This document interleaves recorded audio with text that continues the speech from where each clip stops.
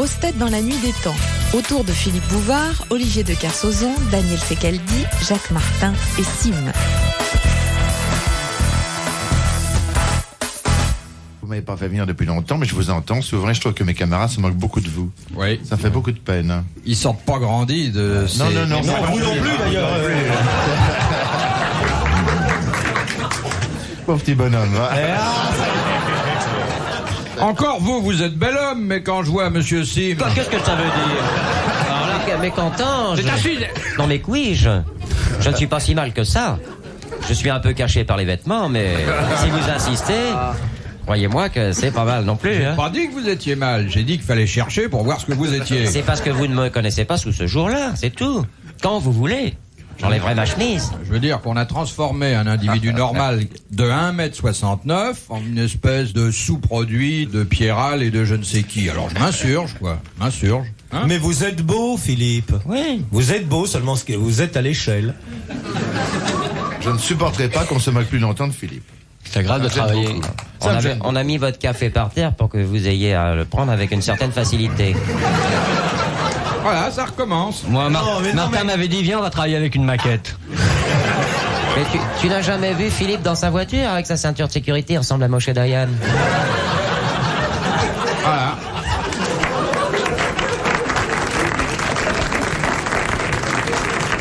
On ne peut pas se moquer du physique des gens. Non, hein. allez, mon Trop petit. facile. Ce serait trop facile. C'est vrai. De Monsieur Andoucet, de Dain-le-Palestel. Dans Qui s'appelait le Dain le Paletot avant. Et on a changé le nom, savez-vous pourquoi? Parce que les habitants s'appelaient les Paletoquets, les Paletoquettes. Et ils ont fait un recours au Conseil d'État pour changer. Ils s'appellent maintenant les Palestrinois et les Palestrinois. C'est vrai? Oui, c'est vrai. Eh bien, vous avez bien répondu. Bravo. Mais C'était c'est pas ça la question, pas du tout. Non, parce que je connais bien Dain le Paletot. Qu'appelle-t-on le Pertuis? Ah, ben c'est le col du Il Pertuis. y a le col du Pertuis dans les Pyrénées. Oui. Alors, il y a des... C'est un passage étroit entre deux montagnes. C'est un physique Pertuis. C'est un passage... C'est physique. C'est un col. Attendez. Le... Le de la dame. Ah non, pas tout à fait. C'est un terme anatomique. Mais le Pertuis, c'est une ouverture. Oui? C'est une petite ouverture dans le sexe féminin. Oui. Non? Ah, Non, dans le masculin, sexe alors. masculin. Non? Non, alors je vois pas. Alors là, il faudrait savoir, Philippe, ou alors vous fréquentez les monstres. Ça concerne l'être humain, Oui, c'est anatomique ça, non? Ça n'est pas l'animal. anatomique, mais on ne peut pas dire que ça ne serve pas à l'être humain. Le Pertuis est une ouverture naturelle. Pas naturel. C'est pas l'ouverture de la Creusé. Rosière. Qu'est-ce qu'on y Non. fait rentrer? Eh bien, ce à quoi vous pensez, monsieur Sim. Ça se trouve en boîte de 12? Est-ce que le Pertuis n'est pas l'ouverture de certains animaux? Non. C'est pas sur les bébêtes, c'est sur les... C'est sur les hommes? C'est un appareil? C'est plutôt sur les femmes. C'est sur les femmes, le Pertuis. C'est le stérilet? Non. C'est pas le col du Pertuis, non? Regardez le petit comme il a l'air au courant. Mais non, mais vous avez dit c'est ce dont à quoi vous pensez tous. Bon, le Pertuis se trouve-t-il dans l'organe féminin? Non. Ailleurs, plus haut. À côté, Pas plus haut. C'est une ouverture féminine. Non. plus bas. Oh, qui Non. est embêtant. Non. C'est là, c'est à ce point-là. C'est sur le corps de la femme? Ça peut y être. C'est pas loin du corps de la femme. Elle peut en le tout mettre cas. dans son sac quand elle sort? Oh, elle a aucun intérêt. Est-ce que c'est l'ouverture du pantalon dit le fendu, 1689, Une 1312? sorte de fermeture éclair. Ça n'est pas l'ouverture du pantalon. De la culotte. Ça n'est pas l'ouverture de la Du culotte. De la soutien-gorge. jupe. Du Ça a chemisier. trait à l'habillement. Chemisier. Ça n'est pas l'ouverture du chemisier. Est-ce que Du ça a trait soutien-gorge. à l'habillement? Ouverture de soutien-gorge. Vous connaissez pas ça l'ouverture fait. de soutien-gorge? C'est quasiment une pièce de vêtement alors. Alors, c'est une pièce de vêtement. Ah. Ça se rapporte à la jupe? Est-ce que ça a un rapport avec le porte-jartel? Tiens, là l'autre qui se réveille. Ah mais Philippe, dès qu'il s'agit de gréement, Est-ce que ça a un rapport avec une hissez le porte-jartel, montez le pas gauche. Est-ce que ça a un rapport avec les bas justement? Est-ce que c'est une fermeture de robe, Philippe? Mais la dame fait Non. passer quelque chose par cette ouverture? La dame a rien à faire passer. C'était pas la le trou braguette pratiqué dans la chemise de nuit? C'était le trou pratiqué dans la chemise de nuit de nos aïeuls. Très bonne réponse de monsieur Secaldi. La troisième. Je vous fais remarquer que monsieur Secaldi est aussi à l'aise dans la chemise de nuit que dans la littérature. Il vient de Je serais donner même plus coup à l'aise sur dans la coup chemise de nuit. 3 bonnes réponses. Dans un instant sur RTL, les grosses têtes dans la nuit des temps. Sur RTL de 4h à 4h30. De monsieur Dusterwald de Dunkerque. Ah! Tu vois qu'il y en est resté sur la plage.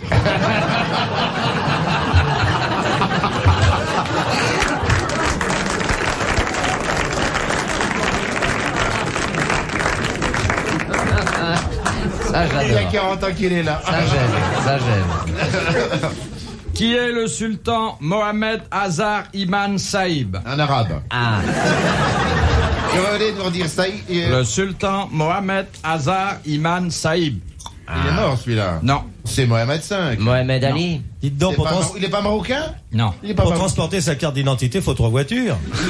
Mais Mohamed Azar Iman Saïb, Non, il n'y a il y pas a plus plus simple. Comment il tellement. l'appelle? il l'appelle Monseigneur quand il est en Europe. Ah, c'est le pape. Est-ce que tu vois le pape? C'est Jean-Paul II et je retiens 3. Mais non, Vous voyez c'est le- Pépère, là, c'est Pépère, comment il s'appelle, là. Dites-moi son nom. Qui peut Le mari de la Bégoum. C'est le mari de la Bégoum.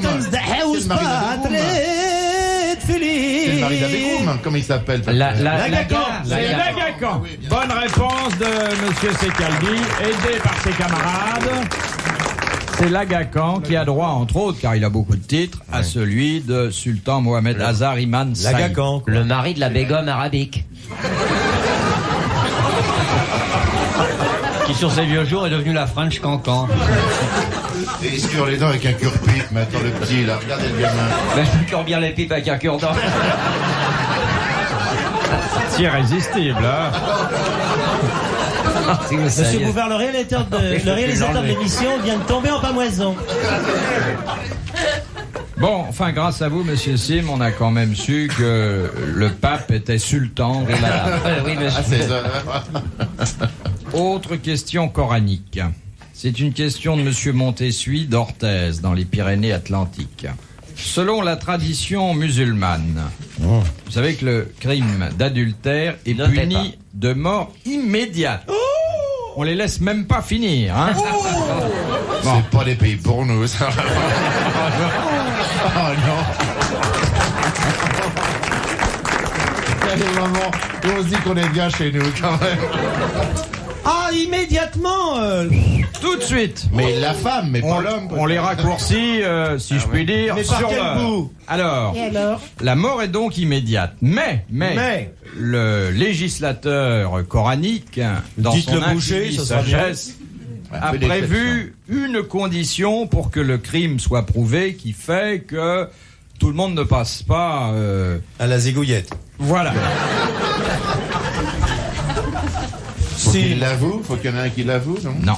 Il faut qu'on les prenne sur le fait. Sûrement. Alors là, il y a une précision. Et Oui. il faut qu'il soit, puis-je parler latin? Introducto vaginem. Penissum cupare. Est-ce que ça a un rapport avec la position des deux partenaires? Non, quand même Il faut pas, qu'il y ait non. des membres de la famille de la femme. En plus, En plus, Mais elle va pas s'embêter. c'est un vrai bouquet, ça. Il faut qu'ils aient payé leur chambre d'hôtel. il faut qu'il soit nu. Non, vous avez dit tout à l'heure quelque chose qui était très intéressant, mais On qui dit appelait souvent une des Il faut qu'il y ait fait un précision. grand délit, comme en France. Voilà. Constat d'adultère. Oui, mais encore. Il faut que leur cri appelle les chèvres dans l'oued. Il faut que quelqu'un Écoutez, assure. voilà une question religieuse. Regardez ce que vous en faites, hein. Ah oui. Il faut que le monsieur ait son fez sur la tête.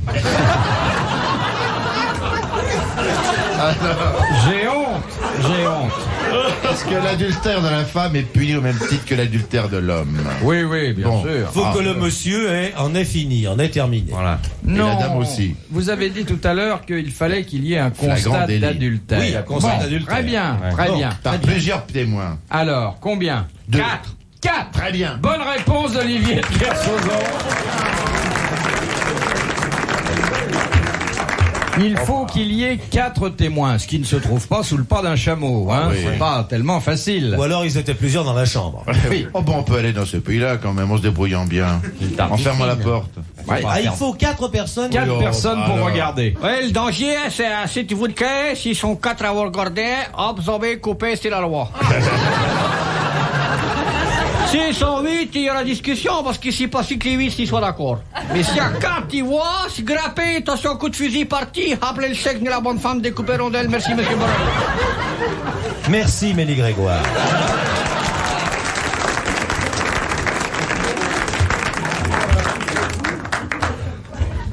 Vous avez vécu là-bas, monsieur de Kersauzon? Ça fait des années que Olivier de Kersauzon vit avec des chèques sans provision. J'ai traversé du désert, j'ai pris date avec des amis là-bas pour des rendez-vous, j'ai connu l'Oasis, je connais beaucoup de choses qui vous seriez vous-même étonné que je connais. J'ai une émission là-bas à l'époque, c'était 5 colonnes à la dune. Alors on parlait, c'était les amis du désert parlant arabe aux arabes, bonjour monsieur Bouvard. Et d'ailleurs je dois dire, puisque je suis ici, je remercie beaucoup monsieur RTL et madame RTL qui m'ont payé le billet. Et je remercie aussi monsieur Bouvard, parce que pensez pas que là-bas on croyait qu'il était comme une pyramide, on voit que c'est mieux qu'une pyramide, parce que c'est un vrai bijou. C'est pas gros mais c'est précieux monsieur Bouvard. Les grosses têtes dans la nuit des temps. Sur RTL, de 4h à 4h30. Olivier de Kersauzon, Daniel Secaldi, Jacques Martin et Sim sont les invités des grosses têtes dans la nuit des temps, en compagnie de Philippe Bouvard. De monsieur Lefebvre, de N, aux Pays-Bas. Pourquoi les maisons hollandaises ont-elles si peu de marche? Pour que les Belges puissent rentrer sans te casser la figure. Elles n'ont pas de marche parce que la Hollande, la terre de Hollande est en dessous du niveau de la mer. Pour qu'on puisse nettoyer plus facilement. C'est pour planter des tulipes jusque dans le salon. Pour que le bétail puisse rentrer facilement. Non. C'est pour pouvoir rentrer avec la péniche. Avec la bicyclette. Pourquoi? Attends, pour pas avoir à monter les vélos. Non. Parce que ici il faut rentrer, avoir fait le vélo, après il faut marcher avec le vélo, monter le vélo dans les marches, c'est très dur. C'est pour faire une inondations, non? C'est pour rouler les boules de fromage? C'est pour éviter de se fatiguer, pour faire une économie physique? Non. Parce que le sol est haut? Parce qu'ils voient tout à ras de terre? C'est un trait avec à la nature du sol? Non. Parce qu'ils attendent Philippe Bouvard? Ça, je suis parfaitement capable de monter un escalier, hein. Mais de le descendre. Pas tout le temps. Ah, le descendre, ça. Vous parlez uniquement du perron, pas de l'intérieur de la maison. Le perron, oui. Le dispositif extérieur. Parce que pour monter au grenier, non pas les décors. Ah non. C'est pas... C'est à cause du froid qu'il fait là-bas? Ça a un rapport avec le jardin? Non. C'est à cause de l'humidité, ouais? Non. Non? Comme ça, les maisons pas de marche, c'est plus humide puisque c'est ras du sol. C'est parce que ça s'appelle les Pays-Bas? C'est à cause des ivrognes? Est-ce que c'est une tradition? C'est ça, symbolique? qui remonte à pas mal d'années? Ça remonte à pas mal d'années. C'est la mariée qu'on porte à l'occupation espagnole? C'est quand les chevaux rentraient, qu'on avait le droit de rentrer avec ses chevaux à l'intérieur des maisons? Pour rentrer le bétail? C'est pour rentrer les volailles, les poules? Monsieur de Kersauzon, est-ce que c'est un rapport avec l'occupation espagnole? Oh non, je crois que c'est quand même un peu plus postérieur à l'occupation. Ah, c'est postérieur, c'est intéressant, c'est sexuel? Je vois pas bien. Parce que les Hollandais sont grands? Parce que dans leurs sabots, ils cogneraient en haut à la porte? Ça a trait à certaines cérémonies, non? Non, c'est pratique, c'est d'un usage pratique. Même pas, mais c'est logique. Parce qu'ils savent pas fabriquer des escaliers? Oh non, ils pourraient en faire très beaux. Parce que les portes sont très basses là-bas? Pour économiser du bois? Non. Parce que de toute façon, elles seront inondées. C'est pour que l'eau rentre? Non. Parce qu'il n'y a pas de concierge pour nettoyer les marches? Par rapport avec les polders, non plus. Les polders, non. Les polders, non. Les polders frites. Parce qu'ils veulent pas aller en avant? Faut trouver, c'est d'ailleurs, il y a une petite astuce très simple. Ah, il y a un jeu de mots. Non, pas un jeu de mots. C'est pas pour les ivrognes? Non. Un piège. Non, pas un piège. Est-ce que ça permet... La logique la plus primaire. C'est la plus primaire. Pour rester près du sol? Pour rentrer les voitures d'enfants? C'est pratique. Ça a trait à la vie familiale. C'est pratique. Non. Ça a trait à la vie pratique? C'est une façon pratique d'envisager l'existence. Alors s'il y avait des marches, ils ne pourraient pas faire ce qu'ils font sans marche. Ah si, mais enfin, il y aurait un désagrément majeur. Ce serait plus fatigant d'abord. Pour pas avoir à le nettoyer quand il neige? Non. Ça concerne les fleurs, non? Parce que les maisons n'ont qu'un étage? Non. Il n'y a pas de Hollandais dans la salle. Ça concerne la maison elle-même, la hauteur de la maison? Non. Voilà, allez. Terminé, monsieur Parce que le type avait Lefebvre, vraiment envie de gagner 500 balles? aux Pays-Bas, gagne 500 francs, il a droit à vos applaudissements. Bravo, monsieur. Voilà un monsieur qui nous écoute en Hollande tous les jours. Très bien, bon, monsieur. que nous récompensions une excellente question et qui d'ailleurs aurait pu trouver sa solution d'une façon assez facile, car vous connaissez ce qu'en France on a appelé pendant longtemps, mais il y a quelques années... L'impôt sur les fenêtres. Oui, l'impôt sur les portes et fenêtres, et là-bas un impôt sur les marches. Bien sûr. Et évidemment, au moment où cet impôt sévissait, les architectes, à la demande des habitants, faisaient très peu de marches autour des maisons pour limiter la dépense. C'est une réponse au second degré. Très bien. De Madame Lebert, d'Antony. Que signifie le verbe attraire? Il y a 2 T ou un seul? Il y a 2 T. Non, on ne dit rien. Non, elle me passe un bonbon. Quand ça va de mal en pis? Non. C'est pas un terme culinaire. Attirer. Ça veut dire attirer, attraire. Attirer vers soi, non? Est-ce que ça a une connotation d'aggravation? Non. Non, est-ce que ça a une connotation d'attraction? Non. C'est pas ménager. De similitude. Non. De longitude? De décrépitude. Je sais de quoi je parle. C'est pas agricole. Non, tout n'est pas agricole. En dépit de la présence de Est-ce que du ça père Martin et du père Kersozon. attrait à une opération boursière? Non. J'attraite. Est-ce que ça prend 2 P?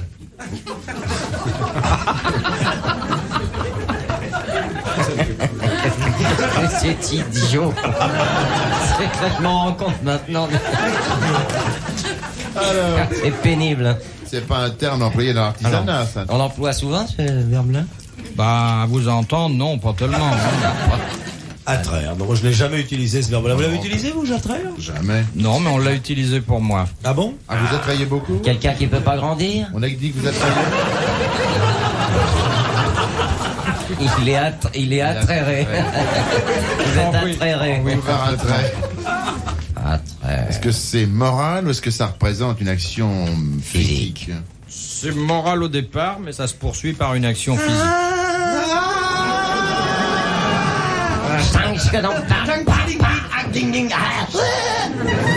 C'est sexuel, c'est pas sexuel. Non. Mais ça pourrait l'être, vous Mais tout n'est pas sexuel non plus. Il y a beaucoup de choses quand même. Bonjour madame, puis-je vous attraire ce soir à 9h?